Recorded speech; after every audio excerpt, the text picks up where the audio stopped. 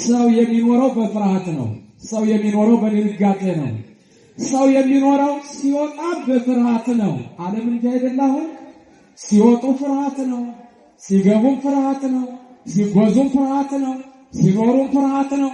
በእያንዳንዱ ነገር ለምንድን ነው በፍርሃት የምንኖረው ካልን ሁልጊዜ ቢሆን በውስጣችን ሰላም ከሌለን፣ በኑሯችን ሰላም ከሌለን፣ በጉዟችን ሰላም ከሌለን፣ በጤናችን ሰላም ከሌለን የሰው ልጅ ሰላማዊ ሕይወት አይኖረውም። ለክርስቶስ መሰቀል በጣም ቀዳሚውን ቦታ ይዛ ታላቋ ተዋናይ የነበረችው በታሪክ ያልተመዘገበላት አንድ ሴት አለች። ማን ትመስላችኋለች?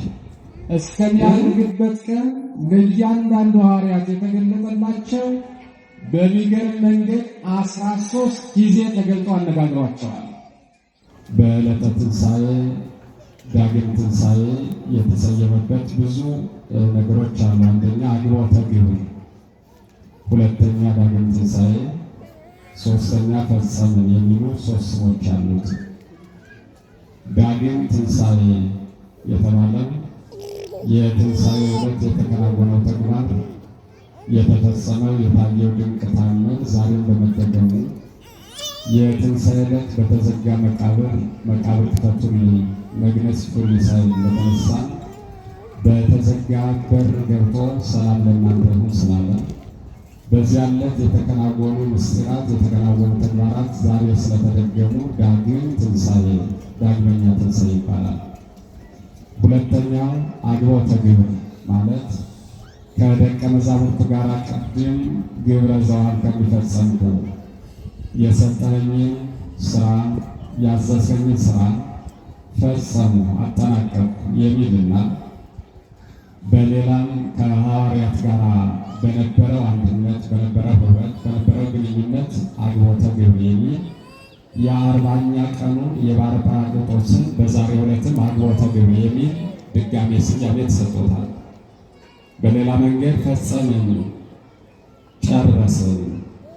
ምክንያቱም አንደኛ ለሳምንታት ሲከናወኑ የነበሩት በዚህ ሳምንት የትንሣኤው በእያንዳንዱ ቀን ስያሜ ስለነበረ በእያንዳንዱ ቀን የትንሣኤውን ነገር የሚገልጡ ትምህርቶች ሲከናወኑ ስለነበረ ሙሉ ሳምንታቱን ሥርዓተ ቅዳሴውን ያከናውኑ የነበሩ ካህናት ይህንን ዛሬ ፈጸምን ብለው ሶስት ታላላቅ ስሞች አሉት። ዳግም ትንሣኤ፣ አግቦተ ግብር፣ ፈጸምን ይባላል ማለት ነው። በጠቅላላ ዳግም ትንሣኤ ሰላም ለሁላችሁ ይሁን ያለውን ቃል ስናይ በዚህ ሳምንት ጌታችን መድኃኒታችን ኢየሱስ ክርስቶስ ለ11 ደቀ መዛሙርት ተገልጦላቸዋል። በተለይ በዛሬው ዕለት የተገለጠላቸው ለ11 ደቀ መዛሙርት ተገልጦ በተዘጋ ቤት ተገኝቶ ሰላም ለእናንተ ይሁን ያላቸው። ሰላም ለእናንተ ይሁን፣ ሰላም ለሁላችን ይሁን። አሜን በሉ እንጂ ሰላም ለሁላችን ይሁን። ይህ ድምፅ በጣም ለጆሮቻችሁ አዲስ አይደለም፣ ለሕይወታችሁም አዲስ አይደለም፣ ለኑሯችሁም አዲስ አይደለም፣ ለጉዟችሁም አዲስ አይደለም። ለአገልግሎታችን አዲስ የማይሆነው ቅድስት ቤተ ክርስቲያን 365 ቀን ሙሉ ሰላም ለእናንተ ይሁን ይላል ካህኑ። ዲያቆኑ ለጸሎት ተነሱ ሲለን እኛም አቤቱ ጌታ ሆይ ይቅር በለን ብለን እግዚኦ ተስማለና ነው። ካህኑ ሰላም ለእናንተ ይሁን ሲለን ከመንፈስ ጋር ብለን የሚመልሰው የ365 ቀን የምስጋና ክፍል ነው። በወንጌልነቱ ወንጌል ነው፣ በቅዳሴነቱ ቅዳሴ ነው፣ በጸሎትነቱ ጸሎት ነው፣ በጥያቄነቱ ሰላም ስጠን ብለን የምንጠይቀው ጥያቄ ነው። በመልስነቱም ከባለቤቱ የመጣ ሰላም ለእናንተ ይሁን የሚል ነው። ስለዚህ ቃሉ የእግዚአብሔር ቃል ቀላል አይደለም። ይህንን ካስተዋልነው ከተገበርነው ልብ ካልነው ቀላል ቃል አይደለም። ሐዋርያት እንደምታውቁት በዛሬው ዕለት ለ11 ሐዋርያት ይሁዳ የለም ለ11ዱም ተገልጦላቸዋል። ሐዋርያት ገና 12ኛውን ማትያስን የሚተኩት በሚቀጥለው ስለሆነ ለ11ዱ ሐዋርያት ሲገለጥላቸው ከዚያ በፊት ግን በተከታታይ እስከ ዕርገቱ ድረስ በጠቅላላ ለደቀ መዛሙርቱ የተገለጠላቸው 13 ጊዜ ነው። የተከበራችሁ ምዕመናን እግዚአብሔር 13 ጊዜያቶች ተገልጦላቸዋል። ለዚህም ዛሬ እንደምታውቁት እስመ ክርስቶስ አስተራየ ብዙኃ ጊዜያተ ወእስከ ዕርገቱኒ አሰርተ ወክልኤተ ጊዜያተ እስከሚያርግበት ቀን ለእያንዳንዱ ሐዋርያት የተገለጠላቸው በሚገርም መንገድ 13 ጊዜ ተገልጦ አነጋግሯቸዋል። በተለይ ሦስቱ ታላላቅ ጉባኤ አድርጎ ምልዓተ ጉባኤ ያደረገባቸው ናቸው። የዛሬውን ዕለት የዕርገት የጰራቅሊጦስ ስናይ ምልዓተ ጉባኤ አድርጎ 12ቱን ሐዋርያት 11ዱም የተገለጠበት ዕለት ይህ ዕለት ነው። በእያንዳንዱ ቀን ግን እየተገለጠ ለአንዱም ለሁለቱም ከዚያም በላይ ለሆኑት 13 ጊዜ ተገልጦ አነጋግሯቸዋል። ምክንያቱም በመጀመሪያው እንደምታውቋት በጭንቀት የነበረችዋን ማርያም መግደላዊት ናት። የትንሣኤውን ነገር ስንመለከት የትንሣኤውን ምስጢር ስናይ ነገረ ትንሣኤውን ስናበስር የትንሣኤውን ነገር ቀድማ ያየችው በጣም የምታውቋት በጣም በብዙ ፈተናዋ የምትታወቅ ለብዙ ሰዎች ሕይወት ማርያ የሆነችው 12 ጊዜ 13 ጊዜ ከመገለጡም አስቀድሞ የታያት የማርያም መግደላዊት ነው። ማርያም መግደላዊት እንደምታውቋት ስንት ጋኔን የወጣላት ነው የሚለው ስንት? 7 ነው አይደል? 7 ጋኔን ያደረባት 7 ጋኔን ያወጣላት ብለን እናገራለን። በመሰረቱ 7 ጋኔን ማለት የጋኔኑን ቁጥር አይደለም። እንደምታውቁት በሰው ላይ ያደረ መንፈስ 300 ነን ሲል 400 1000 5 3 ነን እያለ ሲጮህ ሰይጣን በቁጥር በዚህ መንገድ ይገኛል ማለት አይደለም። እንኳን አይደለም በብዙ ሺህ የሚቆጠር ጋኔን ይቅርና አንዱንም ቢሆን እንደመከራ መቻል ይቻላል። ጋኔን ከባድ ነው፣ ፈታኝ ነው አይደል? ስለዚህ 7 አጋንንት ያደሩባት የሚለው መጽሐፍ 7 አይነት ኃጢአት ያሰራት የነበረ ትንሽ ነው ቦታ ይዘውች ይቀርታል። ስለዚህ 7 አይነት ኃጢአት ያሰራት የነበረ ማለት ነው። አንደኛ የሰራቻቸው ከአምላኳ ጋር ያጣላቸውና በጣም የፈተናቸው ነገር ቢኖር 7 ታላላቅ ኃጢአቶች ናቸው። ሁለተኛ 7 ማለት ፍጹም ነው። ወደ እግዚአብሔር ፊት ስትቀርብ ያልሰራሁት ኃጢአት የለም፣ ፍጹም ኃጢአት ሰርቻለሁ፣ አምላኬን አሳዝኛለሁ በማለት እግዚአብሔር በቸርነት የታደጋት ሴት ይቅር ያላት በመጀመሪያ ቀድማ ያየች የትንሣኤ ምስጢር እሷ ናት። በዚህ መንገድ ደቀ መዛሙርቱን በመመለሷ ያየችው ማርያም መግደላዊት ናት። መጽሐፍ ለዚህ ነው ወለእግዚእነሰ አስተርአያ ቅድመ ለማርያም መግደላዊት። ማርያም መግደላዊትን ወደ ክርስቶስ ስትመለስ ቀድሞ እንዳየችው ይልቁንም የምትታወቀው አንደኛ በትዕቢት ነው፣ ሁለተኛ በትውዝፍት ነው፣ ሶስተኛ በሐሰት ነው፣ አራተኛው በስድብ ነው፣ አምስተኛው በቅናት ነው፣ ስድስተኛው በአድሎ ነው፣ ሰባተኛው ባለማመን ነው። በእነዚህ ፈተናዎች ውስጥ የነበረችው ማርያም መግደላዊት ቀድሞ የተገለጠላት የታያት የትንሣኤውን የምሥራች ያሳያት በመመለሷ ነውና ቀድማ አይታዋለች። ክርስቶስ በቸርነት ክርስቶስ በበጎነት ክርስቶስ በመልካምነት ለእኛም እንዲገለጥልን ቅዱስ ፈቃዱ ይሆንልን። ከፍ አድርጋችሁ አመስግኑት እግዚአብሔር። እኒህን የመሳሰሉ ነገሮችን ቅዱስ መጽሐፍ ይነግረናል። ባጭሩ ዛሬ ሐዋርያት በተዘጋ በር ሆነው በጭንቀት ነው የነበሩት፣ በልቅሶ ነው የነበሩት፣ በሐዘን ነው የነበሩት። አንደኛ አምላካቸውን አጥተዋል። ሁለተኛ የአይሁድን ጭካኔ ተመልክተዋል። ሶስተኛ ምን ያህል ጨካኞች እንደሆነም አይተዋል። አራተኛው በዕለተ ዓርብ የነበረውን ሩጫ፣ የነበረውን ፈተና፣ የነበረውን ያንን ሰቆቃ አይተዋል። እንደምታውቁት የዕለተ ዓርቡን ታሪክ በደንብ አይተዋል ሐዋርያት።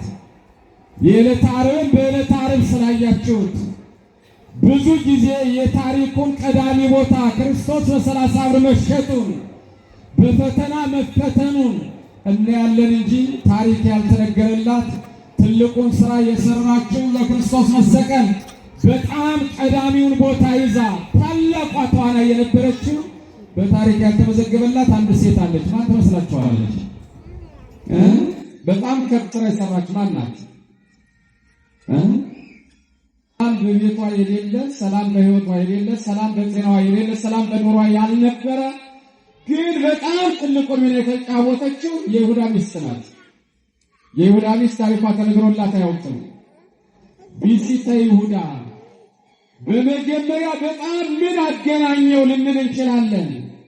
የ30 ዓመት ኑሮ የይሁዳ ሕይወት ወደ ኋላ ስናየው ምናልባት በመጨረሻው ከሐዋርያት ጋር እናገኘው እንጂ በመጨረሻው ከሐዋርያት ጋር ሆኖ ነገሮችን እንደ ሐዋርያት አድርገን ሳልነው እንጂ ወደ ኋላ የነበረበት ሕይወት ብዙ ነው። አኗኗር አለው።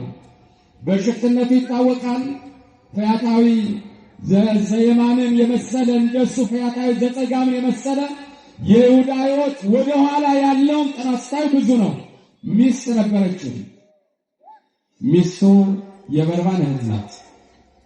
የወንበዴው በርባን ማለት የበርባን እህት ስለነበረች እንዲህ ትለው ነበረ። በየዕለቱ እየሄደች በርባን ይፈታ ዘንድ መምህርን ንገርልኝ።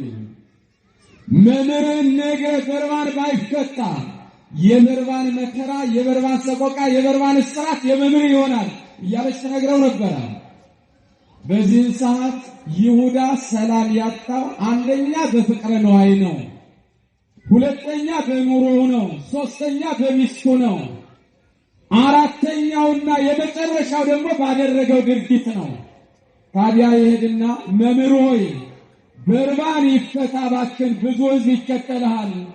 የሚከተሉ ብዙዎቹ ስለሆኑ አንተ ከተናገር ይሆናል የሚከተልን ሕዝብ ድምፅ ሲሉ ይፈቱታል በማለት ይነግረዋል። ያረምን የአምር እምቅድመ ይኩን ዘይከውን የሚሆነው ሳይሆን ያውቀው ነበር ክርስቶስ። ምን የሚለው የሚሆነውን ምን ሳይሆን ያውቀው ነበረ። የሚሆነው ሳይሆን የሚያውቀው ስለነበረ ዝም ይለዋል። አሁንም በሌላ ቀን ትሄድና ምን አለ? ዝም አለ። በሁለተኛውም እንዲሁ፣ በሶስተኛውም እንደዚሁ። ይህን ሐዋርያት ያዩ ነበር፣ ይሰሙ ነበረ። የሚጨነቁት በዚያ በሽፍትነት የነበረው በአመፅ የነበረው የታወቀው አገር ያወቀው በርባን ይፈታ የሚለው ድምፅ ለሐዋርያት ጆሮ አዲስ አልነበረም። ምክንያቱም የበርባን መፈታት የክርስቶስ ምን እንደሆነ ስለሚታወቅ በዚህን ጊዜ አሁንም በድጋሚ ይነግረዋል፣ ዝም ይላል። አሁንም ይነግረዋል፣ ዝም ይለዋል። መጨረሻ መምህር እንዲህ ካለ እንግዲህ ያለ አማራጭ አለ። በሊቃነ ካህናቱ፣ በመኳንንቱ፣ በመሳፍንቱ፣ በሕዝቡ አለቆች ቤት እየዞረች በተለይ የሊቃነ ካህናቱንና የሕዝብ መሪ የሆኑትን ሚስቶች እየፈለገች አንድ ታላቅ ከባድ ጉዳይ መጥቷልና ምን ይሻላል እያለች ትናገር ነበረ። ምን ነው ይሏታል። የእናንተን የቤተሰቦቻችሁን የባሎቻችሁን ስልጣን የሚቀማ ከስልጣናቸው የሚያወርድ የተሰጣቸውን ሀብት የሚነሳ ብዙ ሕዝብ የሚከተለው የናዝሬቱ ኢየሱስ ክርስቶስ መጥቷልና መላ እንዲሉ ንገሩ ባሎቻቸውን እያለች ነገሩን የቀሰቀሰች እሷ ናት። መጨረሻ ላይ ማታ ወደ ስራ ከስራ ወደ ቤት ሲገቡ ምንድነው የምንሰማው በእናንተ ስልጣን? ምንድነው የምንሰማው በእናንተ ጉዳይ? በጣም ከባድ ነገር አለ እያለች ስራውን የሰራችው የወንበዴው የበርባን እህት የይሁዳ ሚስት ነበረች። ይህን ይሰሙ ነበረ። በዛሬው ዕለት የቅዱስ ወይም ደግሞ የዚያ ከደሙ ንጹሕ ነው ያለው የጲላጦስ ስቅላትን አይታችሁ ከሆነ ዛሬ ትናንትና ለክርስቶስ ዛሬ ለጲላጦስ ስቅላት የሆነው በርባን ነው። ሐዋርያት ይህን አይተዋል። ትናንት ክርስቶስ ሲሰቀል ክርስቶስ በተሰቀለበት መስቀል ጲላጦስ ሲሰቀል አይተዋል። የጲላጦስን እንባ አላያችሁም? የጲላጦስን ጩኸት አላያችሁም? በርባን ከተፈታ በኋላ ክርስቶስ ከተገረፈ በኋላ በርባን ሲፈታ ክርስቶስ ሲሰቀል፣ በርባን ሲፈታ ክርስቶስ ሲታሰር፣ በርባን መከራውን ከማየቱ ነፃ ሲወጣ ንጹሕ ክርስቶስ መከራ ሲገጥመው በዚህ ሰዓት ጲላጦስን በዚህ ሳምንት እየዞሩ ስራ ይሰሩ የነበሩ በርባን ትናንትና እኮ አንተ እንዳትፈታ ትልቁን ሚና ይጫወት የነበረው ሰቀል ነው ገደል ነው። አሁን ይነሳል ይላሉ። መቃብሩን የሚጠብቁትን አዘጋጅተናል፣ ችግር የለውም። ነገር ግን ለአንተ አለመፈታት፣ ለክርስቶስ አለመታሰር፣ እንዳትፈታ ክርስቶስ እንዳይታሰር ከደሙ ንጹሕ ነኝ ብሎ ትልቁን ሚና የተጫወተው ጲላጦስ የሚባል አለ። ስለዚህ እሱን አሉት። ቀዳሚውን ቦታ ይዞ ሄዶ በዚህ ሳምንት ጲላጦስን የያዘ ሐዋርያት ከክርስቶስ መቃብር ጋር ያስቀመጡትን መስቀል አውጥቶ የተሰቀለው ጲላጦስን በርባን ነው። ይህን ሳምንት ስናስብ የጲላጦስን መሰቀልም እናስበዋለን። ያውም በመሰቀሉ አላዘንም፣ በመገረፉም አላዘንም፣ በመከራውም አላዘንም። ጌታዬ በተሰቀለበት መስቀል ለምን እሰቀላለሁ ነው ያለው። በዚህ ሰዓት ሐዋርያት የአይሁድን ጭካኔ፣ የሕዝቡን ጩኸት፣ የበርባንን ጭካኔ የተመለከቱ አይሁድ በራቸውን ዘግተው ከአይሁድን ከመፍራታቸው የተነሳ አንደኛ መፍራታቸው፣ ሁለተኛ ማዘናቸው። ሐዘንተኛ ከቤቱ አይወጣም። ሐዘንተኛ በሩን ዘግቶ የሚመጣ ሰው ካጽናናው በሩን ይከፍታል። ካለዚያ ሐዘኑን እንደ ሱባኤ ሆኖ ያሳልፈዋል። የሐዋርያት ጉዞይን ሳምንት ይሄ ነበረ። በዚህን ሰዓት ነው በተዘጋ ቤት በር ክፈቱልኝ ሳይል ገባና ሰላም ለእናንተ ይሁን አላቸው። ምን አላቸው አልኋችሁ? ሰላም እስቲ ንገሙት። በሐዋርያት በተዘጋ ቤት ተገኝቶ ሰላም ለእናንተ ይሁን ያለ ክርስቶስ በእኛም ሕይወት፣ በእኛም ኖሮ፣ በእኛም ጓዳ፣ በእኛም ጤና፣ በሁላችንም ሰላም ለእናንተ ይሁን የሚለውን ድምፅ እንዲያሰማን ቅዱስ ፈቃዱ ይሆንልን። ከፍ አድርጋችሁ አመስግኑት እስቲ እግዚአብሔርን። ለምንድን ነው ሰላም ለእናንተ ይሁን ያለው? ሰላምን አጥተው ነበረ። ሰላማቸው ተወስዶ ነበረ። የአዳም ልጅ በሙሉ ሰላሙን አጥቶ ይኖር ነበር። አንደኛ ዕፀ በለስን በመብላቱ፣ ሁለተኛ ሐዘንተኛ በመሆኑ፣ ሶስተኛ ክብሩን በማጣቱ፣ አራተኛ በሁሉም ዘንድ የተጠላ በመሆኑ፣ አምስተኛው ሰው ሆይ መሬት ነህና ቀብሮ ተመልሶ ወደ መሬትነት ትመለሳለህ በመባሉ፣ የመጨረሻው መራራ እንባ በማልቀስ የሰው ልጅ ሰላሙን አጥቶ ነበረ። የዕፀ በለስን በመብላቱ ነው። ኃጢአትን ሰጥቶ ሰላም የለም። ሰው በኃጢአቱ፣ ሰው በክፋቱ፣ ሰው በተለያየ ከእግዚአብሔር በሚለየው መንገድ ሆኖ ሰላም የለውም። ሰላምን ማግኘት የምንችለው በሕጉ በትእዛዙ ስንሄድ ነው። ሰላም በእኛ ሕይወት የሚመላለሰው በጸሎት ስንተጋ ነው። ሰላም በእኛ ኑሮ የሚኖረው እንዲሁ በቅዳሴው ስንበረታ ነው። ሰላም በእኛ ዘንድ ሁልጊዜ ሰላም የምትሆነው ከእግዚአብሔር ሕግና ትእዛዝ ሳንወጣ በቤቱ ተንበርክከን ያ ካልሆነ በሕይወቱ ሰላማዊ ኑሮ አይኖረውም። በጤናው ሰላማዊ ጤና አይኖረውም። በሁለንተናው ሰላምን የሚሻት ሰላምን የሚፈልጋት በዚህ ነው። ሰላም ለእናንተ ይሁን አላቸው። በዚህ ጊዜ ነው ሰላም ለእናንተ ይሁን። ለምንድን ነው ሰላም ለእናንተ ይሁን ያላቸው? የመጀመሪያው ሰላም እንዲሰጣቸው። ሰላም ለእናንተ ይሁን ማለት የቃል ብቻ እንዳይሆን ነው።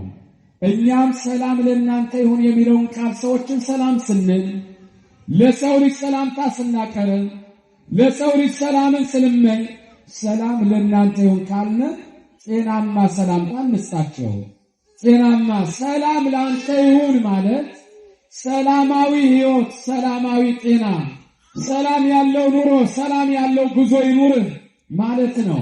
ስለዚህ የመጀመሪያው ሰላሜን እሰጣችኋለሁ፣ ሰላሜን እተውላችኋለሁ፣ ሰላሜን እተውላችኋለሁ ባለው አምላካዊ ቃል መሰረት የሚያርግበት ጊዜ ከመምጣቱ በፊት ሰላሙን ሊተውላቸው ስለፈለገ ሰላማዊ የሰላም አለቃ ክርስቶስ ከነሱ ጋር መሆኑን ለማረጋገጥ ሰላም ለእናንተ ይሁን ብሎናል። በዚህ በትንሣኤው ሰላም ለእናንተ ይሁን ብሎ ለሐዋርያት የገባው ቃል ኪዳን በእኛም ሕይወት፣ በእኛም ኑሮ፣ በእኛም ጉዞ ሰላም ለሁላችን እንዲሆን ቅዱስ ፈቃዱ ይሆንልን። ሁለተኛው ሰላም ለእናንተ ይሁን ያለው ድንጋጤ በውስጣቸው ስለነበረ ነው። ሰው የሚኖረው በፍርሃት ነው። ሰው የሚኖረው በድንጋጤ ነው። ሰው የሚኖረው ሲወጣ በፍርሃት ነው። ዓለም እንዲህ አይደል? አሁን ሲወጡ ፍርሃት ነው፣ ሲገቡም ፍርሃት ነው፣ ሲጓዙም ፍርሃት ነው፣ ሲኖሩም ፍርሃት ነው። በእያንዳንዱ ነገር ለምንድን ነው በፍርሃት የምንኖረው ካልን ሁልጊዜ ቢሆን በውስጣችን ሰላም ከሌለን፣ በኑሯችን ሰላም ከሌለን፣ በጉዟችን ሰላም ከሌለን፣ በጤናችን ሰላም ከሌለን የሰው ልጅ ሰላማዊ ሕይወት አይኖረውም። ሐዋርያት ወበእንተዝ ዘደንገጹ ወፈሩ አይዶሙ ወይቤሎሙ ሰላም ለክሙ፣ ፈሩ፣ ደነገጡ። ምክንያቱም ክርስቶስን ሲሰቅሉ ስላዩ። ሞት ካለ ፍርሃት አለ፣ ሞት ካለ ድንጋጤ አለ። ስለዚህ የሰላም አለቃ ሰላማዊ ኢየሱስ ክርስቶስ ሞት የሰፈነባትን፣ ድንጋጤ የሰፈነባትን፣ ፍርሃት የሰፈነባትን፣ መከራ የሰፈነባትን ዓለም ሰላም እንዲሰጠን ክርስቶስ ሰላም ለእናንተ ይሁን ሲለን ሰላምን ሁለት እጆቻችንን ዘርግተን ሰላማዊ ኢየሱስ ክርስቶስን አሜን ወአሜን ብለን እንቀበለው። ቃሉ ሰላም ነው። ቅዳሴው የሰላም አዋጅ ነው። ንስሐ የሰላም አዋጅ ነው። ሥጋ ወደሙ የሰላም አዋጅ ነው። ንስሐ የሰላም አዋጅ ነው። መማር የሰላም አዋጅ ነው። ቃሉን እንስማ፣ እሺ እንበለው፣ እንመለስ። ያን ጊዜ ነው ክርስቶስ ሰላም ለእናንተ ይሁን ሲለን ሰላምህን ተቀብለናል፣ እውነት ነው፣ ይሁንልን፣ ይደረግልን የምንለው። ፍርሃታቸውን ድንጋጤያቸውን ለማራቅ ሰላም ለእናንተ ይሁን ብሏቸዋል። ሁለተኛ። ሶስተኛ ሰላም ለእናንተ ይሁን ያላቸው ትንሣኤ እንዳለ እያረጋገጠላቸው ነው። ከመ ያጽድቅ ለትንሣኤሁ ወምክንያቱ ሰዛራዮሙ ባቲ እደዊሁ ወእገሪሁ፣ እጆቹንና እግሮቹን እያሳየ የተወጋ ጎኑን፣ የተቸነከሩ እጆቹን እግሮቹን አሳይቶ አይደል ሰላም ለእናንተ ይሁን ያለው? ደንግጠዋል እኮ። ማን ነው በራችን ዘግተን ቁጭ ባልንበት በሩን ሳይከፍት ገብቶ የተገኘ ማን ነው ብሎ በደነገጠበት ሰዓት የተወጋ ጎኑ፣ የተቸነከሩ እጆቹን አሳይቷቸዋል። ምክንያቱም እንደዚያው እንዲህ ይላል ቅዱስ ቶማስ ካልዳሰስ ካላየው አላምንም በሚለው ብቻ አይደለም እጁ የሰለለው፣ እጁ የደረቀው በዚህ ብቻ አይደለም። በአጋጣሚ ማንነቱን ለማሳየት ሰላም ለእናንተ ይሁን ሲሉ ደነገጡ። የሰላም አለቃ ክርስቶስ መሆኑንም ነገራቸው። ካላየን አላምንም ማለት ቶማስ ዳሰሰ። በዚህም አልፎ ከመዳሰስ አልፎ አንድ ነገር ተጠራጠረ። ይህ ትልቁ ችንካር የገባበት ቦታ እንኳን አንድ ጣት ሁለት ሶስት ጣቶችን የሚያስገባ ነው። በኋላ ቶማስ ከመዳሰስም አልፎ በጣቶቹ የሥጋውን ስቁረት እስከ ማየት ድረስ ደረሰ። በኋላ አንድ ጥያቄ ጠየቀ። ከማመን ይልቅ እንዲህ አለው፣ ከትንሣኤ በኋላ ለመሆኑ እንዲህ አይነት በሥጋችን ያለው ምልክት አለ ማለት ነው ብሎ ተጠራጠረ። ይህንን ሲያሳየው ከትንሣኤ በኋላ ሞት የለም፣ ሕማም የለም፣ መከራም የለም የሚለውን ቃል የተማርነው በስጋችን ላይ ያሉ ምልክቶች የሉም፣ መመገብ መብላት መጠጣት የለም ብለህ አስተምረን ነበረ። ከትንሣኤ በኋላም የሥጋ ሕመም አለ ማለት ነው አለ። በዚህ ነው እጆቹ እንደ ከእሳት እንደገባ ጅማት እርር ኩምትር ያሉት። ክርስቶስ ግን እንዲህ አለ፣ እንድታምኑ እናንተ ለማመን ምክንያት እንዲሆናችሁ የተወጋ ጎኔን የተቸነከሩ እጆችን እግሮችን አሳየኋችሁ እንጂ ከትንሣኤ በኋላ በሌላ የሰው ልጅ ሥጋ ላይ ግን ያለ ማለት አይደለም ማለት። ከትንሣኤ በኋላ ምልክት የለም። ይህንን ያሳየው አይደለም እንዳትሉ ነው። እንዲህ ባይሆን ኖሮ የታለ የተቸነከሩ እጆቹ እግሮቹ ምልክቱ የታለ ብለው ሰዎች ለክህደት ለኑፋቄ ለጥርጥር ይመቻቸው ነበር።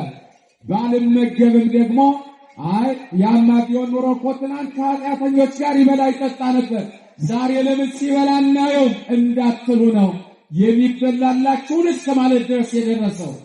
ታዲያ የተቸነከሩ እጆቹን እግሮቹን አሳየ። የተነሳው ሰላም ለእናንተ ይሁን ያለው እስመ ሥጋት ዘሞታ ለሕይወቱ ዘተንሣ፣ የሞተ ሥጋ ነገም ይነሳል። ስለዚህ መከራ ቢፈራረቅባችሁ፣ ሞት ቢመጣባችሁ፣ መቃብር መውረድ ቢኖር፣ የሥጋ ነገ መፍረስ ቢኖር ትንሣኤ አለ። ደስ ይበላችሁ ብሎ ትንሣኤውን ለማሳየት ተገልጦ አሳይቷቸዋል። ደስ ይበላችሁ ምዕመናን። ስለዚህ ትንሣኤ መኖሩን ብቻ አይደለም፣ ከትንሣኤ በኋላ ሰላም አላችሁ። ከትንሣኤ በኋላ ሕመም የለም። ከትንሣኤ በኋላ ረሃብ የለም። ከትንሣኤ በኋላ መጠማት የለም። ከትንሣኤ በኋላ ድካም የለም። ከትንሣኤ በኋላ ሞትና ሕማም የለም። ስለዚህ በትንሣኤው ሰላምን አወጀ። በትንሣኤው ሕመም አለመኖሩን አወጀ። በትንሣኤው መራብ መጠማት አለመኖርን፣ በትንሣኤው ድካም አለመኖርን፣ በትንሣኤው ከትንሣኤ በኋላ ሞት አለመኖሩን ለማወጅ ሰላም ለእናንተ ይሁን ብሎናል። ደስ ይበላችሁ ምዕመናን። ሰላም ለሁላችን ይሁን። የትንሣኤ መኖር ብቻ የሞት መኖር ይሳል አይደል? እንኳን ኖረ አቅማችን እናውቀው ሞት ስላለ አይደል? ሞት ባይኖር ኖሮ ማን ነበረ?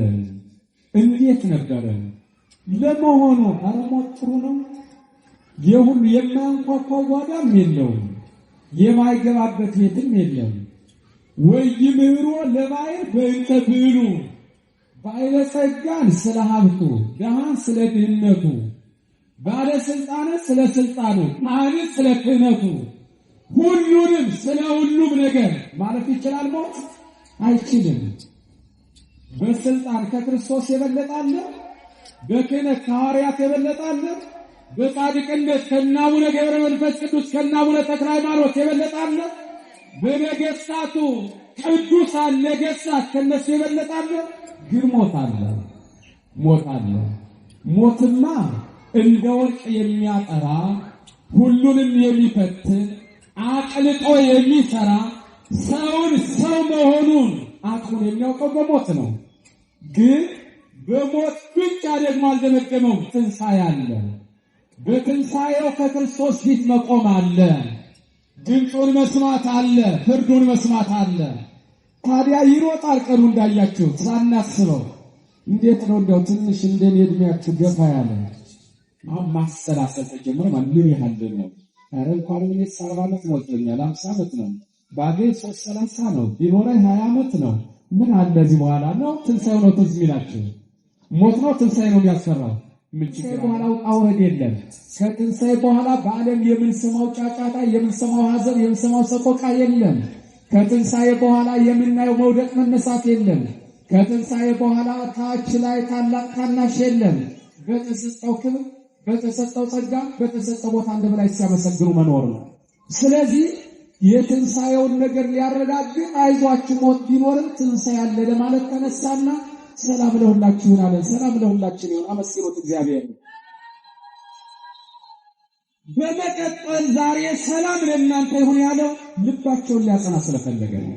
ምናቸውን ሊያጸና? ለምን? በጭንቀት ነው ያሉት።